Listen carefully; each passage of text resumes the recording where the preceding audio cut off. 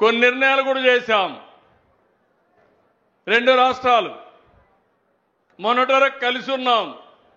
ఏం తమ్ముళ్ళు, హైదరాబాద్ని ఎవరు డెవలప్ చేశారు? నేనే కదా డెవలప్ చేసింది. చంద్రన్న ఉన్నంత వరకు మా రైతుకి భరోసా లేదు, ఉండదు, ఉండబోదు. మైక్రోసాఫ్ట్ కంపెనీ తీసుకొచ్చాను. అందులో పనిచేసే నాదెళ్ల సత్య మైక్రోసాఫ్ట్ సీఈఓగా ఎంపికయ్యాడంటే అది మనం చూపించిన చొరవని మీ అందరికీ విజ్ఞప్తి చేస్తున్నా. దెబ్బలు కొట్టినప్పుడు అవతలోడు గట్టిగా కొట్టాడు అని చెప్పి ఇట్లా వెనక్కిపోగలుగుతామే వెనక్కిపోతాం గాని కొట్టాడు కాబట్టి అని చెప్పి అనుకోవాల్సిన పనుల. అయ్యా శ్రీరామచంద్రమూర్తి, మరి నువ్వు రామబాణం వేస్తేవి, దాన్ని గౌరవించి మేమంతా చచ్చిపోతుంది. మరి మా సగమాయి సంగతి ఏంది?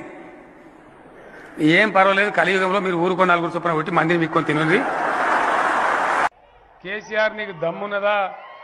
కేసీఆర్ నీకు దమ్మున్నదా? కొడంగల్కు రా అని ఒకడు, నువ్వు గాంధీ బొమ్మ కాడికి రా అని ఒకడు. ఇవే సవాళ్ళు ఇచ్చినట్టు ఇవేనా? అద్భుతమైన విశేషమైన కృషి జరిపి ఆయన కూడా రాసిన పాట. నాగేటి సాలల్లో నా తెలంగాణ సిద్ధారెడ్డి గారు రాసిన పాట.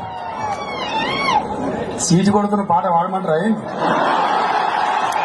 గడియారాలు వంచుడు, పైసలు వంచుడు, మందుగుండు సామాగ్రి దించుడు, ఇదా రాజకీయం? దీన్నే అంటారా రాజకీయం అని? నువ్వు ఇచ్చే 60-70 రూపాయల గడియారం చూసి మా బతుకమ్మ అన్న నీకు. పిల్లలకు అందరికి నా నమస్కారం.